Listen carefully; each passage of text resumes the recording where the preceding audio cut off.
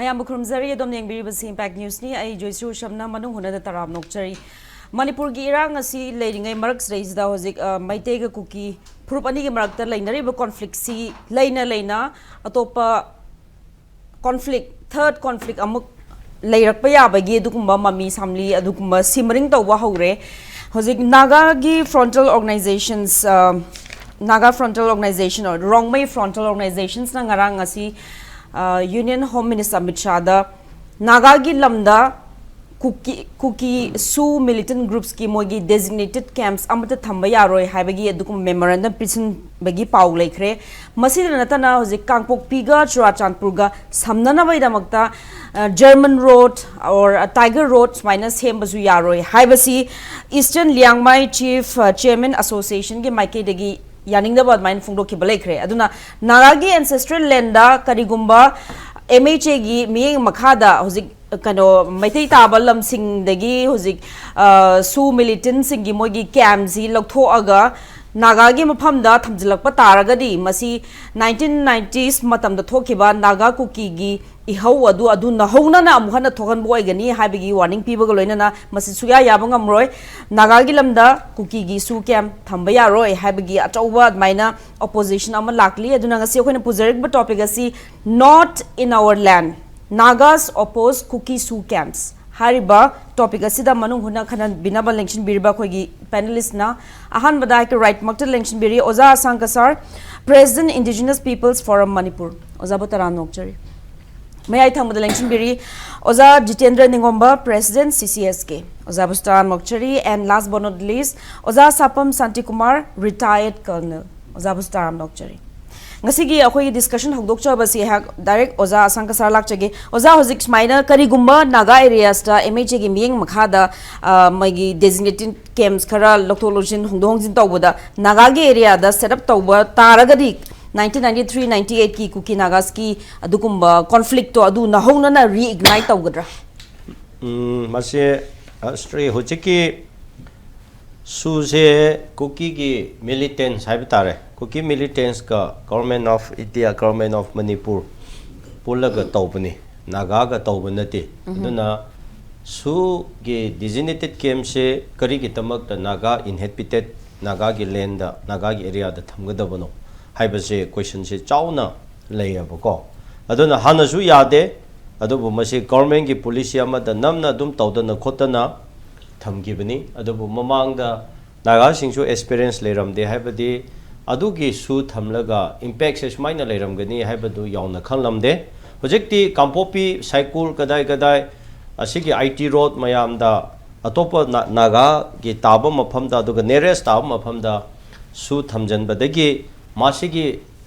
yamna public ta impact leiba aduga leiminari community mroina naga singda so harassment mayam thokpa do kari noiraga Saheta Kana Generosu Yataba, me the SoO Hirasu, no my pyredo. Aduna Adukumba, Aduga Quagi transportation, Aduki Chatocha Sing Mayam the SoO, Yamna Pamdaba, Todoka, Tokiba, example when Hujiki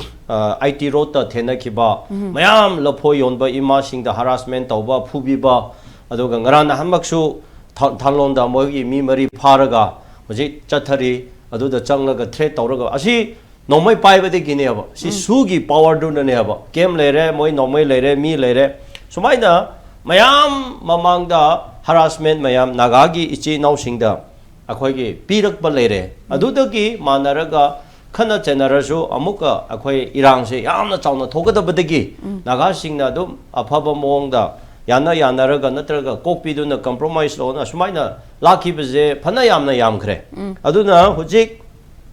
Nagagi area da SoO thambaya roi habisidi yamna chumba waphamni suya yaroi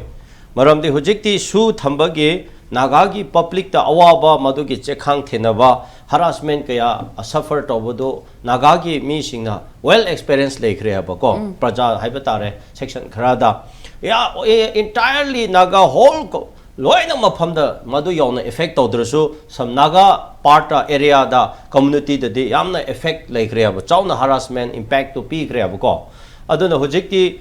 maduna ama adugi point da ama thamba shwa ya roi habisi hujin naga gi lengme eastern atotopa singsina madu lorak pani madu he thangba kanda di he na hujik adum irang pamdaba phataba mayam se dum thorakrani maramdi hujik ti well experience su leinara banena aduga ani shubada hujiki point na naga gi lamda naga na taba mana kem sajalaga su thamlaga madugi operate toge haibadu du karamba idea kari intention kari gi point da of view da madu sinbanoba si shwe ya roi oza hojiki rongmai frontal organization moine pisinba memorandum da panbaje hojiki kangpopi district ki kotlin on national highway 37 kotlin assam rifles ke manakta aduga amana kangchup area singdada manakta adagi atopa amana chuarchanpur district ki hojiki henglep constituency ki manung chan leiba lokta project areas wise da thambagi plan je lei mh ki plan lei hai adu higher district ani je ahoina just kangpopi district chuarchanpur district hai taragadi kuki ne hena namna tabal lamne haina logdoribra adu masriza district manung da leiba nagagi area da di thamukpadi yaroi di hairi do overall yeng madam da center gi mabit tadi edum district ani je kuki dominated area ne hena lawraga maina torpa khongthang oigdoribra masida naga singi kari voice kuki gi ni haina lob maksun nate lobasu yaroi adubo je center na government na yengla libise Assam rifle leba kem adugi nearest ta moi gi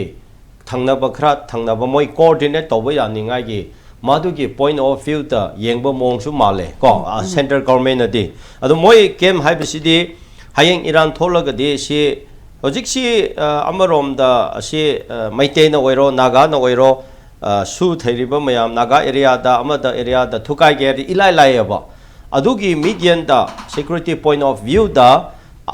nangasai Assam rifle labor game se nearest sim sing sida moi gi hairiba su si thamlaga suga se India government ga tawna banena moi si coordinate tawna yaba adugi yengsan ba aduga atopana kaino tawbala su Assam rifle leiradi madu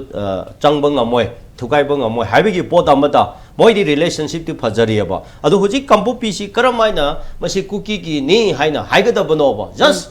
yes kuki khara tabane na mayam tabne na highway da moina lesson khibane na mayam oina ubuane ba but land na kampopi ki well when kampopi ki district ki map hold du yeng biro ba kampopi se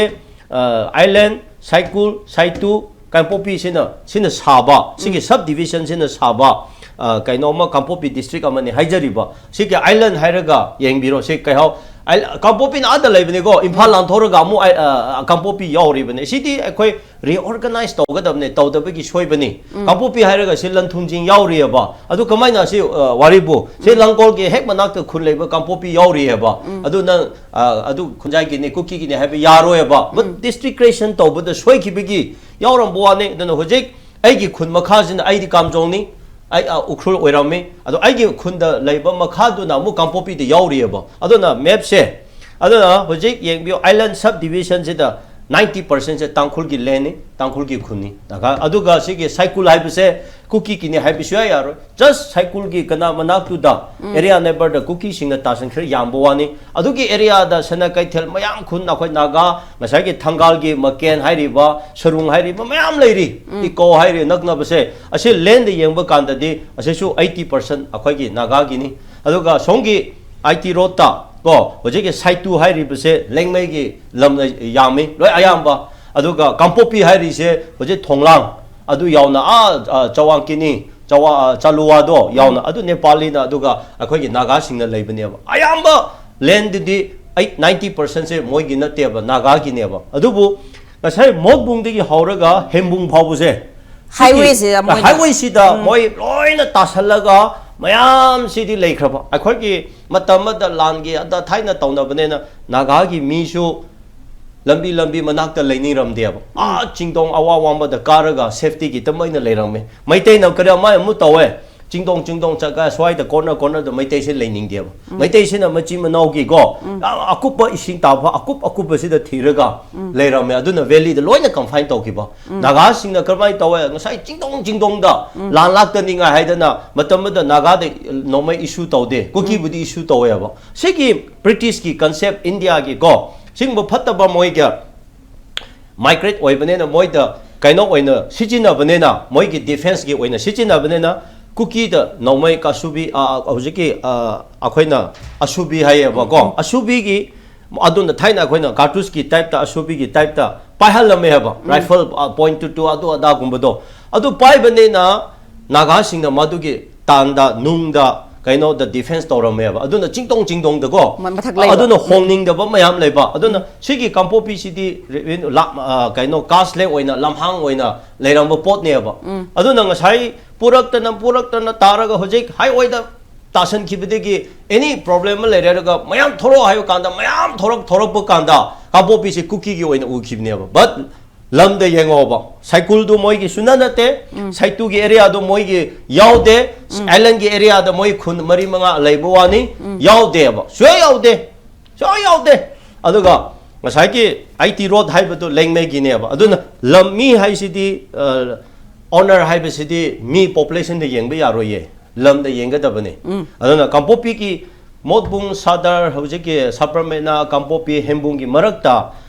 kaithemambi maraktu da kuki mayam na highway do da tasan ki duna mi khra yamna ubudu da kampopi district se makhoi gi ne habe shwe yaroi adugi proof ap ge nipamacha na chief minister oiringe da let nipamacha na manipur gi chief minister oiringe da UNC and some government of Manipur agreement amal layab ajana laibani kampopi satar district kampopi district hai se supi pi aroi nisinaga gi lamni kringba pi ge harade naga gi consent yawgadabani naga butana gadabne ase hujik phawba de MOU layab adu erdi hujik kamai kuki gi len ai haigadabano aduna hujik naga singna naga tampham da kuki gi su thamba yaroi haibse sidi aina haibada aina khanbada laina lobu yaroi hujikti mamang dudi sum chungna nungsinaba peaceful coexistence leiramba khara issue leiramba dabadagi kuki gi nomai paiba khara ga government ga peace talk torone haibagi madugi serious oina lawdaba phare mayam se shanti oina leiraga loina kaino torodi haibagi concept lawbagi tamakta central government na Manipur na army ga Assam na tanaraga sida kem thamlamse sida thamje na tak thamjambada kanana su oppose to da ba maramde afabada khallamba adubu hojikti thamjalaga moina tothopu kanda de highway da extortion mayam chathare IT road da chathare nomai pairaga bazar tholaga dang to kaino tore mi bu harassment pirak basida akhoi gi complaint mayam leikhrabaneba adu government na sum khangna una ba sabani karigumba hojiki naga gi area da su amu thamjaladi soidana pamdaba thodok thokani madu thokbudu government na thohanbani akhoi hai dobni adu hojik konsa khul area sigi lanka gi area da Assam rifle na hojik kuki singa loina na game saninga yengba chalieba adu center gi security forces yorieba kari no basi tori se ko kuki na togen na kuki khak da chahalone ko kuki khak chat pangamra changbangam yamseba Assam rifle na puraga chalieba mo ye game sana ba mo game sana ngai do hoji Assam rifle na hoji chalieba sigi kaino area se konsa khul area se da adu gi report tu phamleba ko kari no ba do adudi suya yaroi aduna karigumba mase thamja force da thamlaga naga ga kuki marak si deki mase da pamdaba phataba bulun thokladi central government na sinbane habse akhoi di claim tawgani aduga hoje ichino kuki singna su gi kem se akhoi designated kem se naga gi area da thamge ni khali bodo adudi problem create tawgen na tawbani khan adu tawbigunu naga na suya yaroi yasu yaroi maramdi masi thambada masigi har impact kaya effect kaya se min well experience lera nena hojik su se pamdare aduna su se lothok roi na mayam na hojik lawraga hairaga lere maramdi su lak putigini hojik manipur da khoi mayam jati khuti ma ama yen khana chena dana kangkhon chairaga ngasi tori tholi bese root cause ti su se ne okay thank you oza mathang wanga se oza jitendra ni ngoma lak oza hojik center lenga ki site gi MH na kano su gi militant singa wari sanaraga moi kem khara maina move tong na begana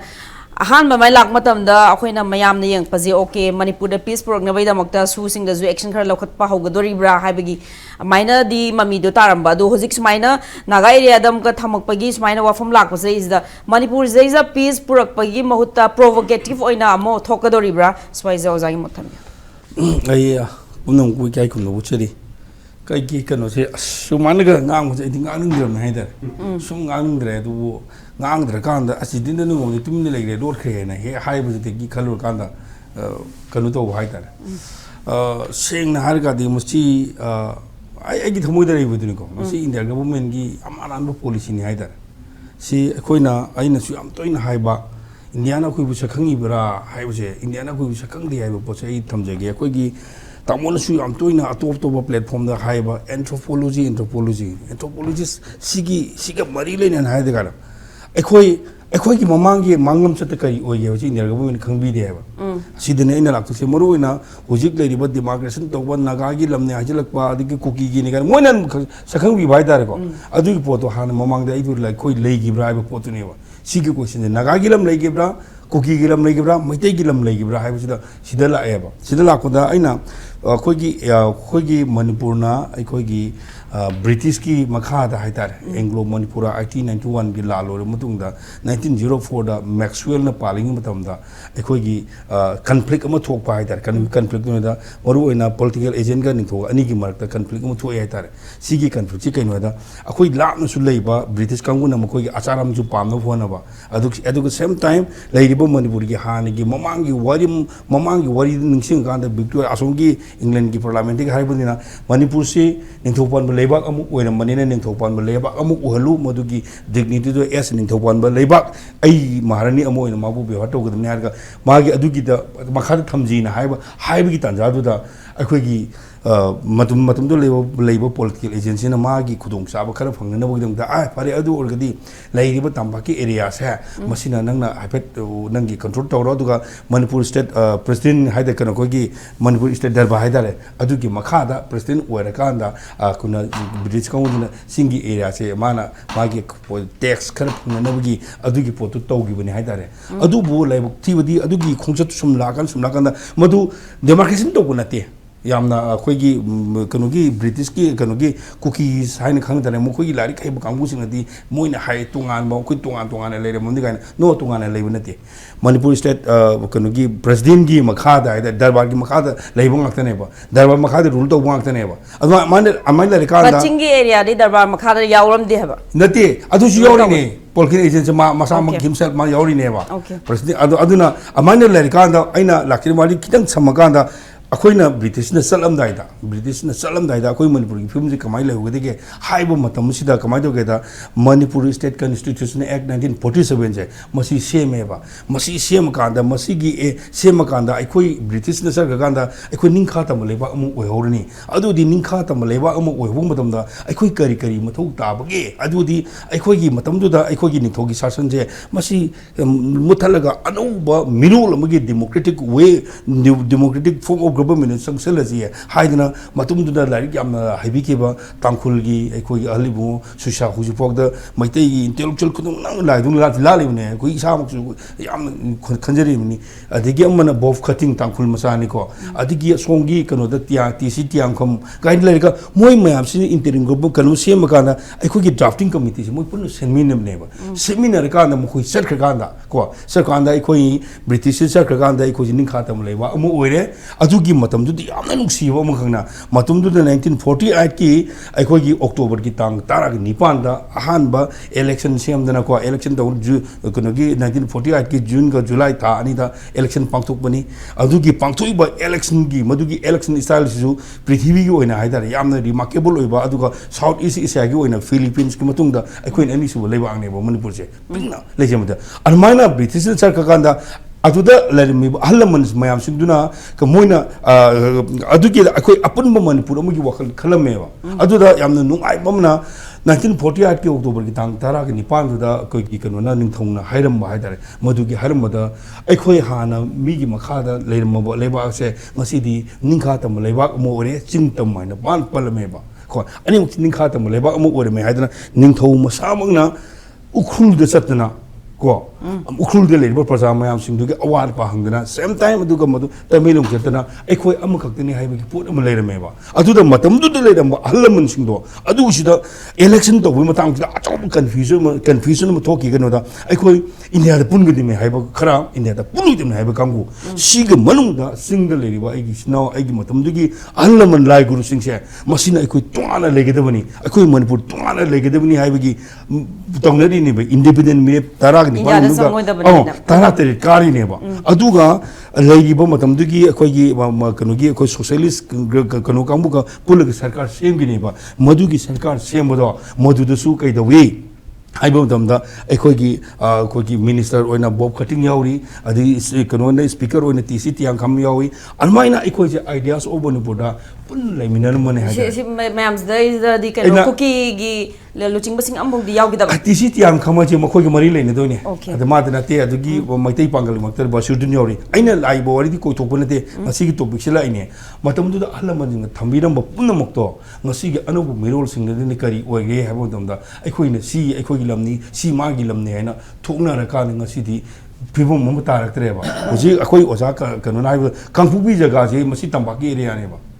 tampak si tambaki area ne kanam de area na ti aduga sidal lady len mayam sing su kanam de mari le ne de it is all belong to mafum sidal lay mi mayam loinam ki ne ba adubu tangkhulgi area da tangkhune dominant over area highway ka shukai de aduga mokhi gi leiba khoi gi mamang da leiba maung la tariba maugi area dominant over area highway kai de adubu anobu middle kangusina adugi pose puthoraktana pose leiba de gi khoi ji identity ma sengut na bu khona rakpada moitei yaiba makuki yaiba nagam sengbi bi gi pose ne laise masi gi pose apabagi khudum am nati haina ai de maina haijening edo ai khoi ngasi su ai ju ai ngonda asum miyam gi man singi matung inaraga chenjarak pana chenjarak yam warok jerisi yam thamoi de taning laisi aikoina allaman singna aikoda sinabiramba apunba manipur amagi laimineri ba furup mayam singse amaga nuksinagadamni ko haibagi pot adugi poto madu aikoina madu makhata na akoigi anobu mirol sida pibu ngamoidra haibagi chingneba yam ban layeba hauki ba 2020 kano 15 gi matamda aikoina maduda akoigi achogba issue thoki hadare hujik thoibu issue sinataba मधुकी तंजास मनपुर से निंग लौर मनपुर से अनोइना यामना तमना हुजि हाइनेरिबा मिनिस्ट्री ऑफ होम अफेयर्स हाइसे MHA जे मसिदिगी अखोइगी मनपुर से अनि अहुम थोंग थुआबे या प्लान अम लेरे अखोइ योरिने 2015 बाय 15 देगिनी अमना अवांग थंग साइड अदुगा मय अमना मयाइ थंग साइड अमना सोम थंग साइड हाइगा थुआइबा याबगी तंपाकी मयाइ थंग लेबिसना माना ऑक्युपाई तौजुना जीरी जो ऑक्युपाई तौगनी अतैदि खाइदोकननि गायना अकीब अखोइजे फील तौहलेबा अदुगी फील तौहलम मयाम सिंगदुना मदुद ड्रीम तौरकांदा अखोइजे सी ओइगदबनी हाइबगी पोतुनि बलांगनिसे मदुगी लांगबदुना मरम ओइदना अखोइना उजे हाइरिबा कुकी हाइनदे आई सिनदे हाइनिंगदबनी अदुबु मखोइगी मारोल दे मखोइगी मरतेगी हाइराबिना मखोइगी सुप्रीमेसी हादरे हाना अखोइना लेजरम्बा नुक्सी चानना लेजरम्बा मयाम सिंसे अखोइदी पुन्ना तोना तिनरगा लेनगुदा पोतु अनौब लाको मिरोल कांबु खरा हाइतारे अखोइ सिगी नतबा अखोइ तांखुलिसिनाउ नते इना हाजिरसी माउगी पांगमईगी थंगालगी चिरुगी नते हाजे अतोपा लमदगी लाकपा अनौब मिरोल कांबु सिंगदुना असा हाइबदो मिनि खुंदादु लेकादुना लेरिबो जगादुना लेसलकादा अदुसु लेगिबो तमदा उखुलगी एरियादा कामजोंगी एरियादा ओजानि खंगिरनि लेगी हाइबो तमदा ससाता लेगी हाइबो तमदा निंथौगी अयाबा मतमदुदा लेबा मतमदगी तांखुलगी सिनाउ अहनजिंगी अयाबा यावरो लेरिनि लेरगा होय मतम खरा लेरोन लेगिबनी सुमाय तौदम हुजुगुजि यामना सोफिस्टिक यामना सीरियस ओरिबा असिगी स्पोर्ट्स की ममांगदा लेजि कोई कोंसाकुल की लियांगमि मनाकता लेरि कांगु असिदि लेरिबा लियांगमि की गसुबक संदोक्ति याबना कोंसाकुल की अदु कजु संदोक्ति बा सै कुइरे खुंदा रेजे अदुबु ngarang na da makoi mafun da lehenge na lehelge kamu mayam singduna ichini na liangmoi na leje kamu ju thokbu yaro ga hajil putan jane ba sigi tanda sida punamuk singse punamuk sing yengo kana khoi urura kana akoi ni sagodu ji kana duno haibu potune akoi ni sagodu ji masida akoi sana bom yaure sana ri ji kana no aibu da akoi india government na ne ba india government na mamangi history do nei na bire gadi akoi gi पोचे ममांग करी दोके खाइद दु नैना बिरगदी मसी पोचे इराइलन soap तो ngam हाइन खनमनी अदुबो लाइबक्तिबदी soap तो तौबीदबदु मरम उदुना ngasi topic सिदा असai ममांग दा हाइबिगिबदो ममांग होकिबा 1990 दा थोकिबो थौदोक नुआइतबो थौदोक हाइतरे अखोइदि ngasi जुगजि इसिना औनि हाइन आई हाइजरिसिनी अदु इसिना अनि के मरक थोकनकिबो थौदोक अवाबा काय दोगि मयमदो अखोइ हुजिक अमुक थोरे सिगे थोइबसी अतोपा अनबो मुक थोगदरा हाइबगी अकीबदो अखोइ humanity amona akoina leiminari liba khundaminari ba koi amona adugi akibudo fawdubudi natte haidare masigi maraksida aina yamna nungaisida bomna inda aidi masipun inda bomina neba hujik na kogi German road oigera tumagi road oigera amo oigera migi ajud sabaya abrahimida sigi forest ki area da sabaya abrahimida schedule tribe oigera schedule caste oigera ya abra sini da question leje magi Indian Forest Act 1927 lari anobada in the Forest Conservation Act 1980 lari maduda ma kano illabage adu indribu kamudu phadribu kagino magi akoi Manipur se hujik lamam saje hare iska koina koi forest ki area da non forest area on thok modam da kari sangi sine akoi je adu mokoi inmra kari se inagibra aduga madugi central government na ya pire kanda Manipur government na ya pire ka Manipur government action oni to kudu Manipur government na action to gi mota makoi na thabu na moi lam semjare lambi semjare semi lambi do madugi ayab kana na pibege adu hoji pod mukai hangdri ka gino kon tazabdo ji lambi se PMJY gi makhada semani hari nati nong sabani hana sagi buduna tongan bomani hujikina nong saglakbani hana leramde adugum mayam mama adudigi leribada khana bahurji kana no tangkhulgi area da liangmagi area da rongmagi area da changal mi kanu do khudung jelu kana no interpret do kana no ba asi hairibo kangu du nadra ba hairibo mi to miyan sa sing du nadra ba hairibo mi to miyan sa sing do dig matak lan tawge da haidina phage di punge di haidana makhoi ga chanmina kana ko kem sana na ba sheli kanu to ye mosi bu ta ba yari bo wara jini sigi pot mayam si uro kanda ikona haije badi ngamde akoi India gi citizen amo oina asing true citizen of India ne ko se asing true citizen amo oi India amani ani khanjaraga akoi gi mapi mapada haibadu tabi da badune ba aduna hauki ba mamangi lanji haurbu mutam degi Manipur miyam na ngangna rakba akhang aijing na takbi rakbi matungna masigi lan se hoi factor yam na leram ba yai mokoi gi rajniti gi oiba moina pumuda puthorok padu hoi tar gum ji haidare ko maram di yam na lei maram amma khadina te ba maram amu juni maram amma khadina te hairi ba maram factor mayam singu manung da suspension of operation da lei ba kangbu sing se machine India government can control Doraba, Adu peace maintain Doganeva, Adu control Dono Hanabatam, Tobiu, control Tobiu, have to Tobide, Tobide, Equine Horbody, Masida, Leribukamu, Sinani, hiding a hundred fake figure, AK Misa, Masamakta, so many documents, Akuna Thai, I sound personnel, the gay, a Thai, Sini, Magi, PS, Hockey, Maramda, Tankilan, Guite Gamamda, can't come so around the Taravane, Mana Tari, the Mazu. Karo ibo mi amana hek loina mak tawung amder so mana makok thong phom ni tharin khangeba adu mayam du khang khana una usena de bida iko se masa matunda yajarakani wajarkani agar war kan tokse gini haibigi phibum mudal leiba sigi marak sida asagi makoina akoida hairi si Lady-ba, ako na suspension of operation of abrogate Togadabani, Manipumiam, Swamp Andre, Makoina, Maram Udan Labani, Hairu Madam Makoida, Cookie singing Makadi, Yana, objection to Python. Cookie see a hideable cookie. I people sing the I cookie, people sing the Hajaroi, they are all innocent Atani. I give Muruk Mayama Malay, Lushing Mayama Malay, Makoi Bukil Tokungam there, Kanana no Mina, Kanana Padi no shoot the label, Kamusina, Makoi mention Biadare. I to give family Mayamlay, I artist ni, cookie artist Mayama, Bukanut only, no I never give pain, what Mayam Sari, I do Mayam said, Roina, shoot the label, Kangusin Chinani, shoot the label, the Lam Toko or Natraga. Pasan biru hai bata makoi yana ba makoi ne kari India government ne kari thabu makoi loine re ge hai bata adu su khang da bana te adu su hanan na sida hai bata mayam da repeat tawrani ko adu India government ne yengsin bidebade gini yengsin bidebana maram oidana thoning da thawdok asai furup amaga amuk thogdok putara gadi akhoi maitei singa harau ko da bana te maitei sing safar yam tawre hai ba safar mayam sing se amungna agi sinau ori ba tangkhul singna warok podigi kano torok podigi liang mo singna rongmo singna warok podigi ong tholok mo tamda wa do se akhoi isinau ngakne ba akhoi isinau manu wara ka ni sinau inau mana nu ko le ba yaroi ba adugi potu ne phone thamje se ai swain an ba ai nu kuse sama kuse thank you oza yamna emotional oiba sensitive oiba topic su oire mathagi wanga se oza Santi Kumar lakche oza MHA or center ki side ki smaina conflict resolution tong na bo honarak pas reis da khara hena sensitive oi ba mong da tawhum thokpra like phurup amagi resolution mogi crisis se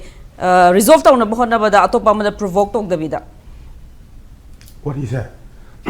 aduga hariba question do ba kam tapsan jarak pada hojik manipur da leriba situation ji matang da oja jitendra ju haire CSO mayam na leaders mayam na moi MHA gi looting basing da documents mayam pisan da memorandum mayam pisan da factual events mayam da pira bawu da leriba scenarios ji phazna yeng bidre haibagi wafum lagu je center gi MHA gi site gi moina any measures local matam da si mayam su yeng da ba oigadra like totally silent or totally irang to thongi thogal la je khana hal je haibaji intention je malicious intention je laina khongthang je pakhalak boy gadra ozai gi mot kai lebi masi wari se ai central government da fully blame to ning de ko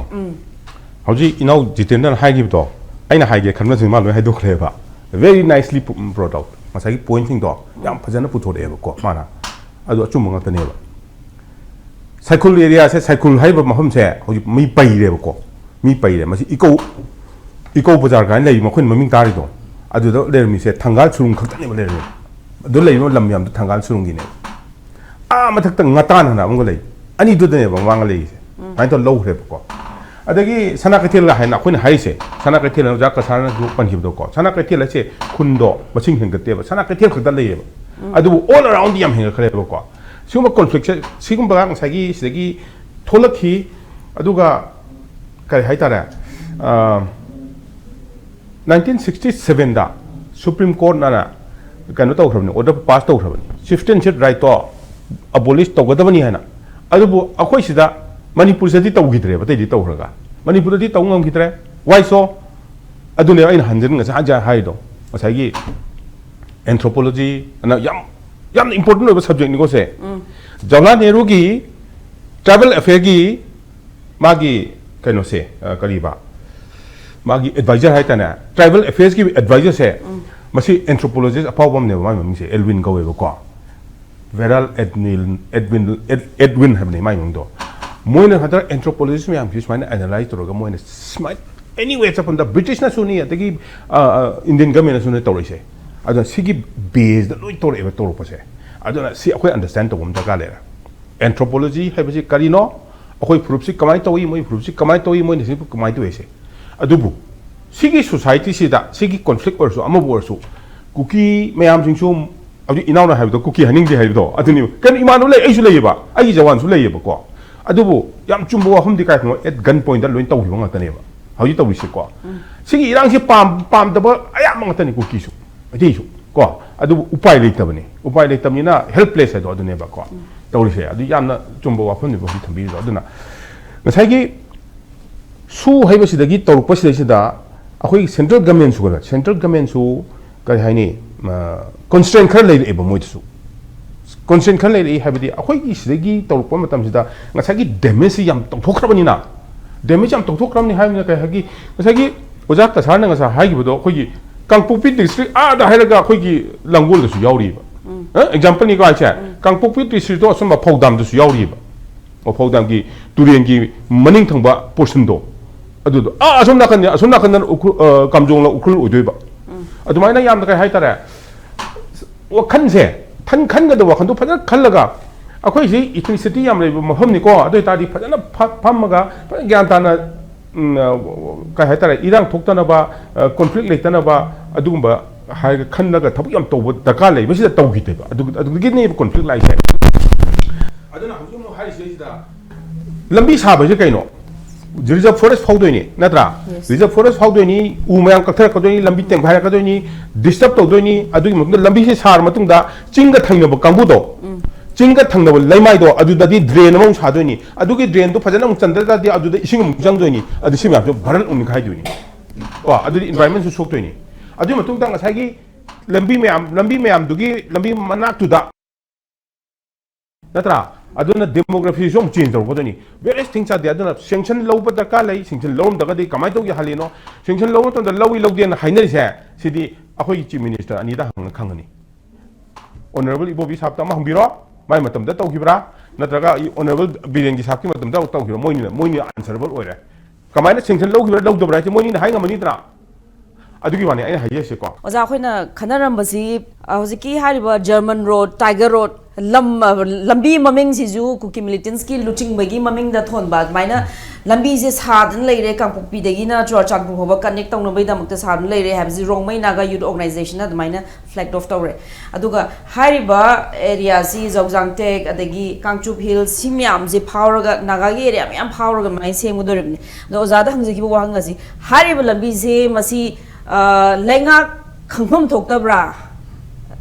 ꯂꯝꯕꯤ ꯑꯃ ꯁꯦꯝꯕꯁꯦ ꯍꯧꯖꯤꯛ ꯄꯥꯜꯂꯤꯕ ꯂꯩꯉꯥꯛ ꯑꯣꯏꯒꯦꯔꯥ ꯃꯃꯥꯡꯒꯤ ꯂꯩꯉꯥꯛꯀꯤ ꯃꯇꯝꯗ ꯁꯦꯝꯕ ꯑꯣꯏꯒꯦꯔꯥ ꯂꯩꯉꯥꯛꯇꯤ ꯈꯪꯐꯝ ꯊꯣꯛꯇꯕ꯭ꯔꯥ ꯈꯪꯕ ꯇꯥꯔꯒꯗꯤ ꯉꯁꯥꯏ ꯑꯣꯖꯥꯗ ꯍꯪꯖꯈꯤꯕꯗꯣ ꯑꯩꯈꯣꯏꯒꯤ ꯂꯩꯉꯥꯛ ꯑꯁꯤꯒꯤ ꯃꯦꯂꯤꯁꯤꯌꯁ ꯏꯟꯇꯦꯟ ꯑꯃ ꯌꯥꯎꯔꯕ꯭ꯔꯥ ꯁ꯭ꯋꯥꯏꯁꯤꯗ ꯑꯣꯖꯥꯒꯤ ꯃꯣꯠ ꯊꯝꯕꯤꯌꯨ ꯕꯦꯔꯤ ꯁꯤꯝꯄꯜ ꯀꯣ ꯂꯝꯕꯤ ꯑꯃ ꯁꯤꯗꯒꯤꯅ ꯁꯤꯕꯨꯛ ꯁꯥꯒꯦ ꯍꯥꯏꯇꯥꯔꯒꯗꯤ ꯁꯦꯡꯁꯟ ꯂꯧ ꯇꯥꯕꯅꯤ ꯁ꯭ꯇꯦꯠ ꯒꯚꯔꯟꯃꯦꯟꯇꯒꯤ ꯀꯣ ꯑꯣꯔ ꯁꯦꯟꯇ꯭ꯔꯦꯜ ꯒꯚꯔꯟꯃꯦꯟꯇꯒꯤꯁꯨ ꯂꯧ ꯇꯥꯕꯅꯤ ꯕꯤꯀꯣꯖ ꯐꯣꯔꯦꯁ ꯔꯤꯖꯔቭ ꯐꯣꯔꯦꯁ ꯌꯥꯎꯔꯕ ꯇꯥꯔꯗꯤ ꯀꯣ ꯅꯥꯒꯥꯒꯤ इलाकानी मफम अमना नागागी इलाका ओरमदोनी मफम ओरमदोनी अदुगा खरा अमना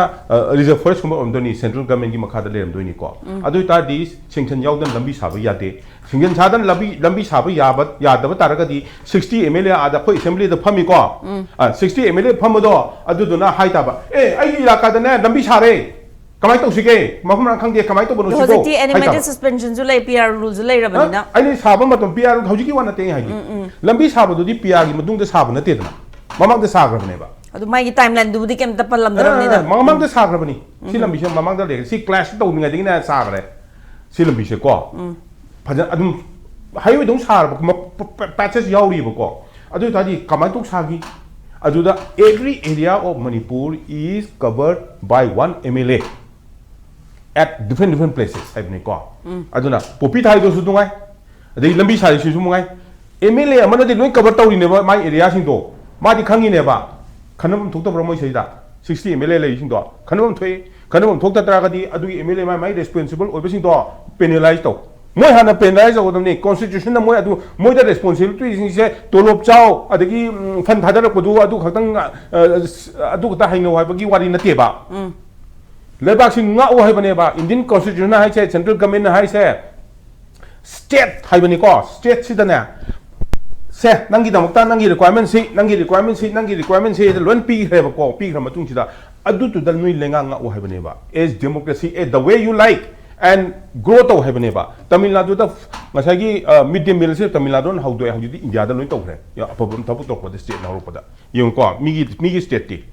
अदुदा लेबा मिसिंगदी अदुगी वारी ने बाइना हाइसे अदुना कमाई तो सागीगे कमाई तो सादगे हाइबसिदी अखोगी ऑनरेबल अनीना हाइबिबा यारनी मसिसे अदुमा प्रेस ना चला हंगबिरो अदे बे मोनो संगबिबा यायबको मीडिया नीना कमाई तो सागीगे अदुदी बिकॉज़ अखोइना हंगबदि खिदम वाबसु याय अखोगी pass to chief minister of Manipur yes they will be able to understand adu kariguma tomta ta kadi kana MLA no habdo mayam punna thigpa na kale adu kamai tu sagi no kamai thugaira kamai sai no na ko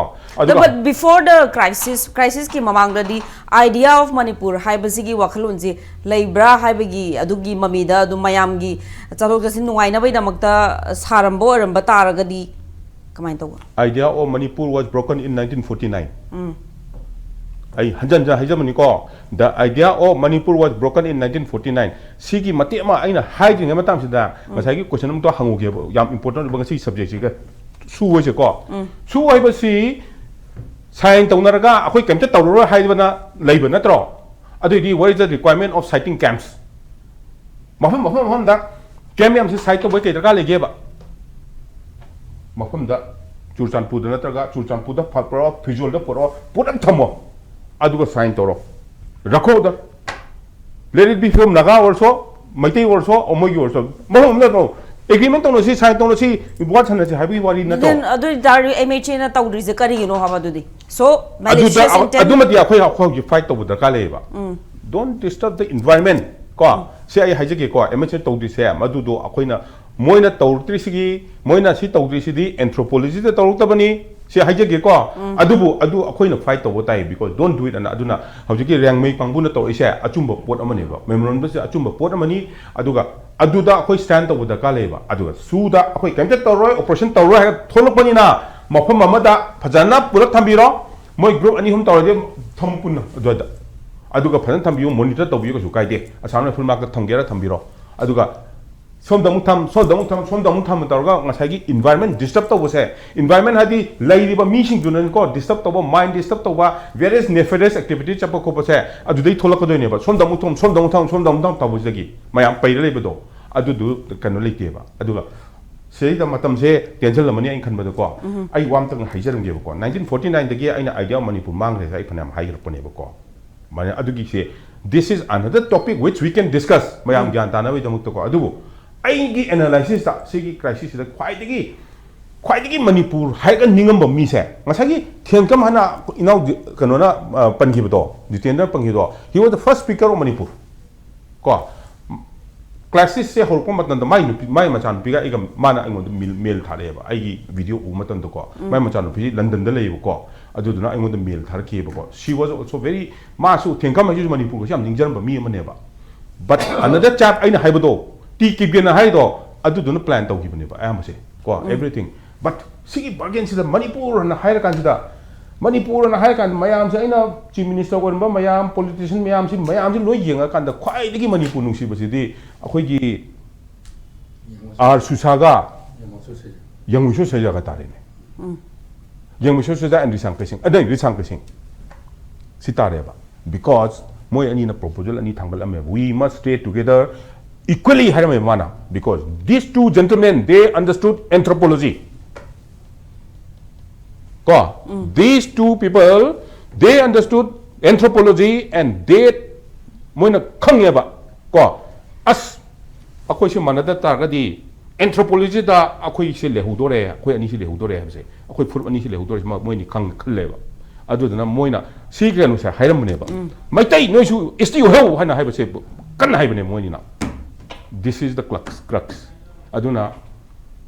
we better akoina ko history hai basam important oi history the lemba gi glory do adu da akoi adu dat hing ba ya te ba you have to think about today and after KUKI gi furusu they are fighting their battles akoi chu we are fighting with their battle Nagas are also fighting for their survival ko loina masik adum aigi khanai ne ba ko but then masagi consensus am the lakunda kali which is ka haitara acceptable to all the communities in Manipur. Adu gi wane ba ko adu tawge haibat matam dadi transparency yam darka lai ko transparency yam darka lai adu responsibility impi matam da responsibility tawgi da missing do adu do penalize to darka lai adu aina hajar ji sine ba adu yam chaw ho lai bak si da ching mai do da ching mai kan da thabu popi thabu bu adu MLA gi responsibility na tro adu gi kan man do adu di mana sila ka hai di ge no adu lun khanga lo ya grabo 60 MLA na lo ya rabo lo ya re de moi lo la lai right sini aina thamjaning se ko adu ga ngasai gi topic ama kano do idea of Manipur lost in 1949 have ja sidi tonga am discuss tong dadi phana ngang dadi matam du lei roi ko how it was lost type say adu gi 1949 budi the king was the idea of Manipur aduna karamte hera khari tong them thereafter it broke and many sequences are there how it was broken ko aduni aina that's for another discussion have tare mani adu aduni aina yam nungai zero za